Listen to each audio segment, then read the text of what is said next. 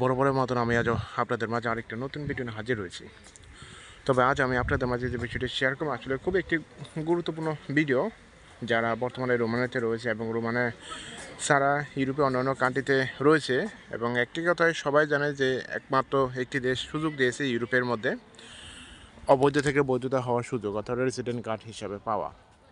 আর এটা আসলে অনেকেই জানে, আর সেই কান্ট্রি হচ্ছে যে স্পেনের কথা না বললেই চলে, কারণ অনেক প্রবাসীরা এখন প্রবেশ করতেছে। খালি বাংলাদেশের প্রবাসীর কথা বলবো কিন্তু তা না, অন্য দেশের প্রবাসীরাও অপরন্তভাবে এখানে প্রবেশ করতেছে।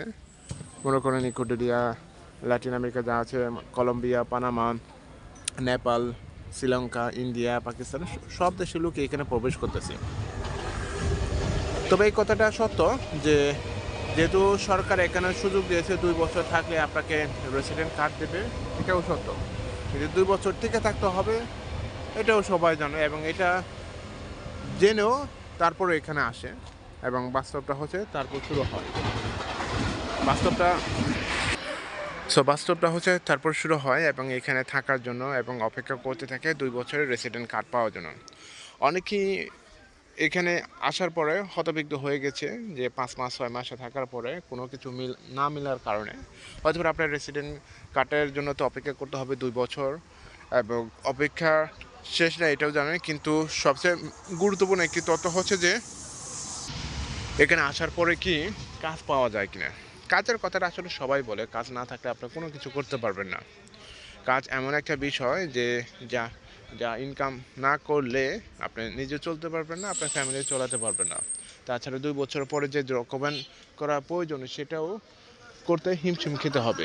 তো হিমশিম খাওয়ার সবচেয়ে গুরুত্বপূর্ণ একটি তথ্য হচ্ছে যে কাজের মাধ্যমে আপনাকে এটা করতে হবে। তবে সরকার কিছুটা পরিবর্তন আনতে পারে, তবে এই ইনফরমেশন বা তথ্যটা আপডেট কামিং সুন আসতেছে, অর্থাৎ জুন মাসে প্রথম সপ্তাহের দিকে ভালো একটা আপডেট অবশ্যই আসবে। ইতিমধ্যে এই যে 20 মে 2025 সালে নতুন নতুন যে আপডেট তারা অলরেডি চূড়ান্ত করতেছে, এবং কার্যকর অবশ্যই জুন মাসের দিকে হবে, এটা আশা করা যায়।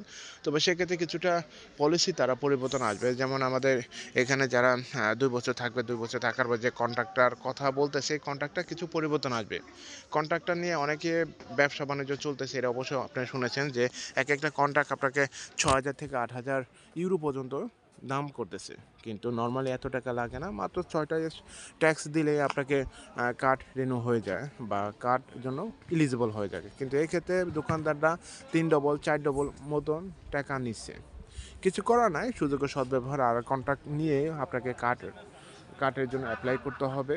আর কার্ডের জন্য অ্যাপ্লাই করতে যে পরিমাণ কন্ট্রাক্ট প্রয়োজন এই দেশে, সেই পরিমাণ কোম্পানিও আছে জানি, কিন্তু কোম্পানি থাকার পরে যে একটা ব্যবসায় করতেছে এটা অলরেডি জেনে গেছে। যেমন একটা নিউজ অবশ্যই শুনছেন, সেটা হচ্ছে যে আগে যেমন 2 বছর 2 বছর যে অ্যাড্রেসটা অনেকেই আছে যে 6 মাস অথবা 1 বছরের জন্য করে। যেমন 1 বছর করার পর হয়তো পারে মাঝখান থেকে কি তারা 6 মাস করার পরে ক্যান্সেল করে দেয়।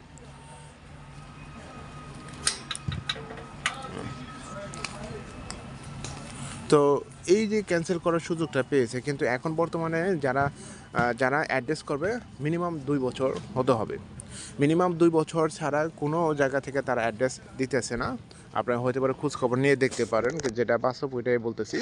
আর এখানে নিজের ইচ্ছা মতন এখানে বাসার মালিক ক্যান্সেল করে দিতে পারবে না, কারণ ক্যান্সেল করতে গেলে আপনাকে 2 পক্ষের লোকই এখানে আসতে হবে।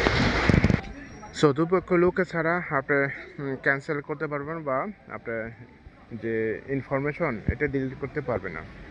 তো এটা খুব একটা ভালো, এবং যে নিউজ একটা আপডেট আসতেছে, অর্থাৎ লেটেস্ট আপডেট আসতেছে, আর সেটা হচ্ছে যে আপনার যে কন্ট্রাক্ট এবং কাজের বিষয়ে কিছুটা সুযোগ সুবিধা করার জন্য। তবে সেক্ষেত্রে অপেক্ষা করতে হবে জুন মাসে পর্যন্ত। জুন মাসের যে আপডেটটা আসতেছে এটা আসলে সবার জন্য ভালো হবে। কারণ দেখেন, পর্তুগালও 70 করার সময় যে পেপারটা দিত ওই পেপারটা কাজ করা যেত, এবং ওই পেপার অনুযায়ী